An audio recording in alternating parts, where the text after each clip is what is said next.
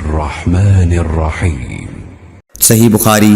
حدیث نمبر 395۔ عمر بن دینار نے کہا، ہم نے عبداللہ بن عمر رضی اللہ تعالیٰ عنہ سے ایک ایسے شخص کے بارے میں پوچھا جس نے بیت اللہ کا طواف عمرے کے لیے کیا لیکن صفا اور مروہ کی سعی نہیں کی،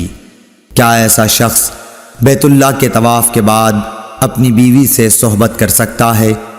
آپ نے جواب دیا کہ نبی کریم صلی اللہ علیہ وسلم تشریف لائے، آپ نے 7 مرتبہ بیت اللہ کا طواف کیا اور مقام ابراہیم کے پاس 2 رکعت نماز پڑھی، پھر صفا اور مروہ کی سعی کی، اور تمہارے لیے نبی کریم صلی اللہ علیہ وسلم کی زندگی بہترین نمونہ ہے۔ اللهم صل على محمد وعلى آل محمد كما صليت على إبراهيم وعلى آل إبراهيم